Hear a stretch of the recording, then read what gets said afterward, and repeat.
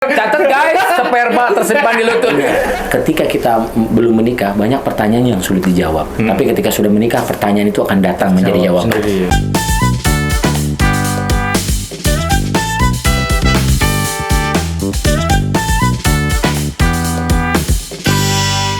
Assalamualaikum warahmatullahi wabarakatuh. Apa kabar sahabat? Berjumpa kembali bersama saya Kang Pajar dalam acara Ngobras, ngobrol santai soal kesehatan. Nggak bosan-bosannya ketemu lagi kita kali ini masih bersama artis ibu kota Bantul Selatan, Abi.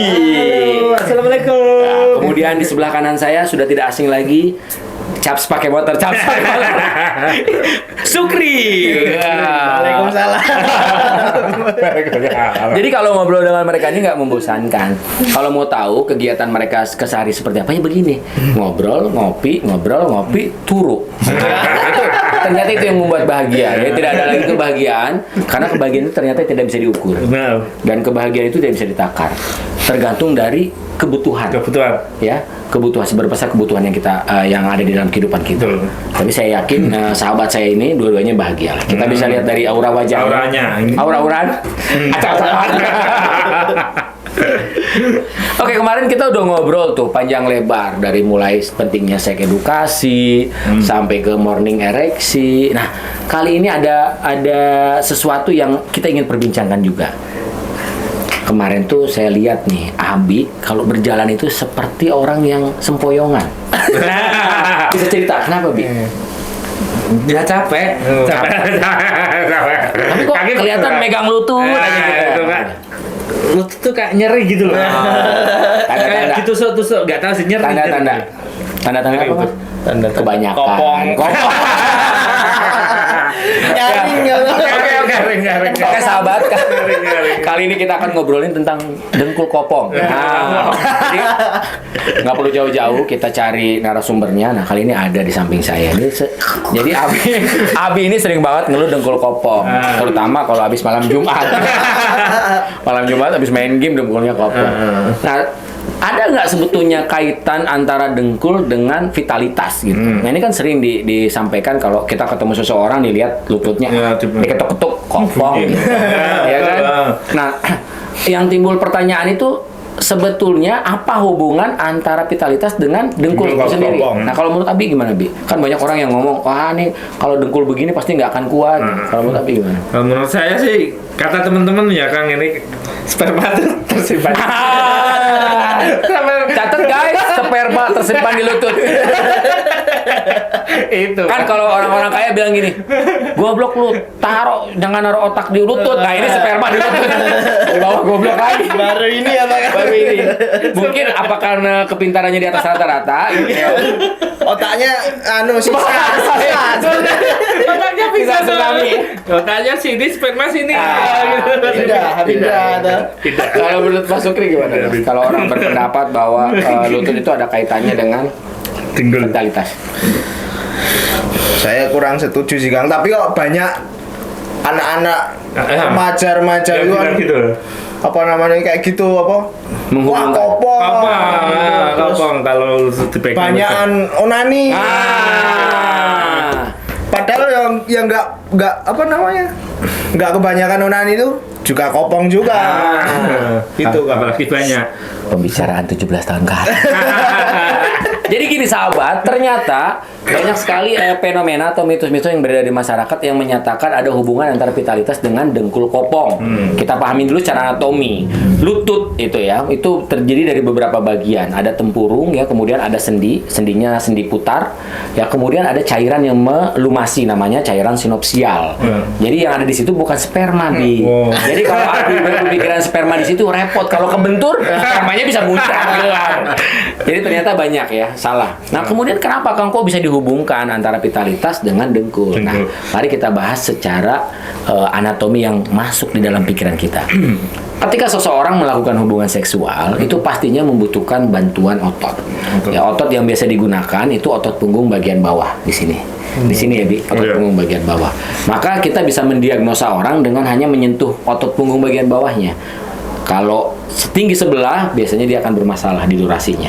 Tapi kalau rata, kiri dan kanan sama, nah kecenderungan ototnya terlatih, elastisitasnya bagus, maka dia akan lama durasinya. Mau tidak mau, otot itu digunakan. Kedua, ketika dalam proses berhubungan seksual, ada satu bagian organ yang ikut bertanggung jawab. Yaitu apa? Kita kan nggak mungkin. Kalau berdiri, semua beban yang ada di tubuh kita ditanggung oleh satu organ. Iya. Lutut. Lutut. Lutut. Maka dalam posisi berlari, kita berlari melangkah, lutut kita akan menanggung beban 2 kali dari berat badan tubuh kita. Iya. Nah, sama di dalam hubungan seksual juga sama. Kita menggunakan lutut sebagai tumpuan. Mau gayanya standing, pakai lutut. Mau gayanya woman on top, pakai lutut. Gaya harimau menekan macan, pakai lutut. Semua menggunakan lutut. Dan ketika proses ejakulasi, ya, orgasme, klimaks, itu semua bagian otot itu akan stretch, akan menegang, mengeras, dan akhirnya yang terakhir yang terkena impact adalah lutut. Maka kecenderungan setelah keluar, setelah orgasme, pasti kita merasa lemas. Karena lutut kita kan yang digunakan untuk tumpuan. Jadi kata-kata yang menerangkan sperma terletak di otot, terletak di lutut, itu mitos.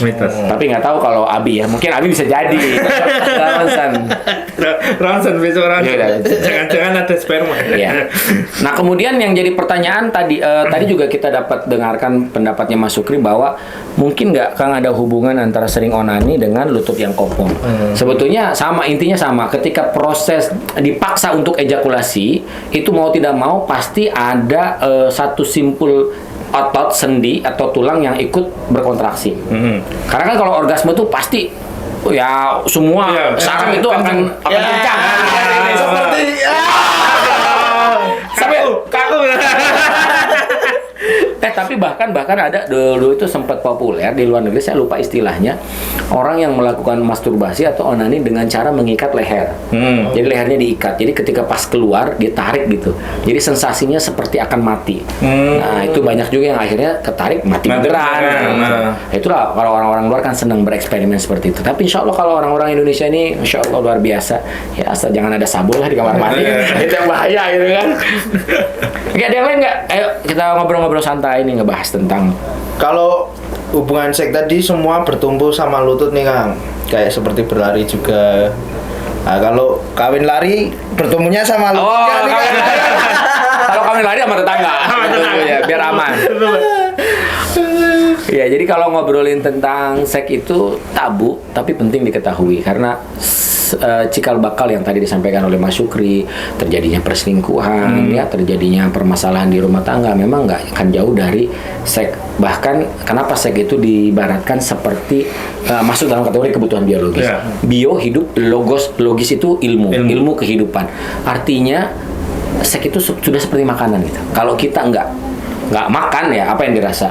Mungkin bisa menahan makan, berpuasa menahan makan, tapi ada waktu untuk berbuka. Sama seks juga. Maka di dalam Islam itu disarankan jika orang yang sudah kebelet nggak tahan, maka hanya ada 2 cara. Pertama, lakukan olahraga agar terlilis adrenalnya. Kedua, berpuasa, ditahan sehingga syahwatnya tidak bergejolak. Karena syahwat laki-laki itu seperti kuda liar. Ya, betul. Kuda liar, walaupun diikat dia akan berputar kemana-mana. Iya, itu. Ya, makanya disarankan oleh agama supaya menundukkan pandangan. Jadi menundukkan jangan begini. Kalau begini memiringkan pandangan, menundukkan pandangan. Tapi tenang Bi, kalau melihat sekali masih boleh. Yang nggak boleh itu sekali lama atau diulang-ulang. Atau diulang sekali itu rezeki lah. Rezeki. Sekali rezeki. Jadi Abi berdoa mudah-mudahan besok di lampu merah ada yang pakai lepisnya no body, ada yang pendek yang kelihatan. Terus Abi jalan ngikutin, mau ke membantu lewat jadinya ke Sleman. Saya mau nanya, boleh? Kan kalau menurut Kang Fajar nih, milih mana? Onani atau berhubungan seks di luar nikah? Wah, sama dosa nih. Berat itu. Ini sebenarnya pertanyaan ini biasa dilontarkan pertama nih mahasiswa IAIN. Yang liberal, kedua mahasiswa isi.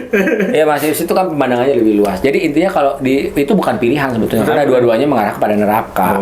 Tapi pilihan terbaik menikahlah, insya Allah. Jadi gini, kalau nikah itu nggak bisa thinking, harus doing. Itu udah paham banget. Kalau di thinking nggak di luar logika, ngasih makannya bagaimana, menghidupinya gitu, tinggal di mana. Tapi kalau doing dilaksanakan pasti ada jalan. Yakin pasti ada jalan. Dan ingat, ketika kita belum menikah banyak pertanyaan yang sulit dijawab. Tapi ketika sudah menikah pertanyaan itu akan datang menjadi jawaban. Nah, kemudian timbul pertanyaan, kalau tadi bahasanya kan nggak jauh-jauh dari onani. Onani itu sebuah hal yang ini juga khilaf ulama, ada yang memperbolehkan, ada yang enggak gitu. Karena dulu mungkin dulu ya, ini penafsiran saya aja. Ketika berperang itu Rasulullah kan selalu membuat satu pasukan itu seperti peleton. Peleton pertama 3 bulan mereka harus pulang gitu. Karena mereka harus ketemu dengan istrinya, melakukan hubungan. Kalau enggak ya bisa bahaya juga. Kebayang dong kalau mau perang kemudian kita pengen gitu kan, wah nggak konsentrasi tuh, mau apa nebas ya jadi tebas. Gitu. Nah, yang jadi pertanyaan itu, apakah ada perbedaan antara onani dengan berhubungan seks dengan wujud yang asli gitu dengan pasangan? Jelas, berbeda banget. Kalau onani itu unsur yang pertama digunakan adalah fantasi. Imajinasi. Jadi otak kita ini ada korteks yang khusus untuk mendeskripsikan fantasi itu sendiri. Dia bagiannya namanya hipotalamus. Jadi hipotalamus itu yang merekam kejadian pertama, misalnya Abi nonton film bokep. Nah, itu sampai tua akan ingat terus film pertama yang ditonton. Oh iya. Film apa? Ya Abi. Itu akan, nah itu namanya tadi hipotalamus merekam. Kemudian dia akan membuat ilusi sendiri. Sehingga ketika melakukan onani ya seperti itu aja, mengikuti ilusi yang ada. Karena memang benar seseorang tuh bisa mengontrol segala sesuatunya dengan pikiran. Nah, ketika kita berhubungan real dengan pasangan itu akan ada banyak aspek. Pertama akan ada sentuhan. Sentuhan tuh beda sekali. Jadi kalau kita pakai inframerah, kita sentuhan dengan lawan jenis, itu pertama tangan dengan tangan akan berwarna merah. Kemudian nanti jantung kita berwarna merah, berdebar-debar. Kemudian otak kita berwarna merah, baru alat kelamin kita berwarna merah. Nah, itu tandanya berarti ada sinkronisasi panas yang akan terhubung dari satu organ ke organ yang lain. Maka terjadilah ereksi, terjadilah hubungan seksual. Jadi kalau berhubungan dengan lawan jenis dalam sebuah pernikahan itu real, ada hubungan fisik, kemudian ada hubungan emosional, dan tentunya ada hubungan kasih sayang. Itu yang jelas-jelas berbeda. Dan ingat, jangan berpikir gini, aku kalau misalnya pernah onani Kang kuat gitu, lama. Ya bisa kuat lama, tergantung mau dikeluarin apa enggak kan gitu. Nah, ketika berhubungan dengan istri itu nggak bisa. Kalau berhubungan dengan istri ya kita akan mengikuti arus. Bagaimana istri kita misalnya dia bisa merangsang kita, bagaimana istri kita ini bisa menggairahkan. Maka semua tuh ada yang bisa dikontrol di dalam kehidupan, ada yang nggak bisa dikontrol. Tambah nih Kang, mau tanya nih Kang, misal kalau udah nikah, terus kalau onani sebelum nikah kan berdosa ya Kang ya. Nah, kalau kita udah nikah terus yang ngoniin istri kita gimana? Dia onani. Ditanyakan loh ya. Iya. Berarti dia onani ya. Jadi kalau di dalam Islam sendiri juga ada khilaf ulama yang menyampaikan bahwa termasuk kategorinya oral gitu, misalnya kita oral oleh istri. Ada yang memperbolehkan, ada yang tidak memperbolehkan. Yang memperbolehkan itu dengan alasan itu melayani suami supaya suami mendapatkan kepuasan. Yang tidak memperbolehkan khawatir ya alat kelamin laki-laki ini mengandung bakteri, ya mengandung kotor, dan apalagi kalau sperma itu sampai muncrat. Sampai muncrat. Ini bahaya. Sampai muncrat. Bahaya guys. Keceplosan guys. Bahaya sampai muncrat. Nah, sampai keluar misalnya. Kadang-kadang tuh ada juga nanti kapan-kapan kita bahas tentang ejakulasi dini. Dia keluar, dia berasa ejakulasi dini tapi spermanya ya keluar. Nah, itu tadi yang disampaikan, kalau misalnya boleh atau enggak ya itu tergantung tadi manhaj mana yang akan kita ambil. Intinya ada yang memperbolehkan, ada yang tidak. Selama itu tidak melanggar hak-hak agama, misalnya menggauli wanita yang sedang berhalangan kemudian digauli dari belakang, nah itu jelas haram. Tapi selebihnya sih mungkin ada batas-batas toleransi yang bisa digunakan, yang intinya seperti yang Rasulullah sampaikan. Kata Rasulullah, gaulilah istrimu seperti kau bercocok tanam. Bercocok tanam ya, mau begini, ya, terserah lah ya. Yang penting suka sama suka, senang sama senang, dan kebahagiaan. Yang penting bercocok tanam di tanahnya sendiri. Jangan tanah tetangga. Bahaya. Seperti lagu selimut tetangga. Mana mungkin selimut tetangga hangat di tubuhku dalam kedinginan malam-malam panjang, setiap tidurku selalu kesepian. Oke sahabat, Terima kasih sudah menyimak dari awal hingga akhir perbincangan yang luar biasa, yang hangat, yang ini terkesan tabu tapi penting untuk diketahui. Mudah-mudahan apa yang kita pelajari bisa menjadi bekal dan bermanfaat untuk orang lain. Salam sehat, jangan lupa bahagia. Assalamualaikum warahmatullahi wabarakatuh.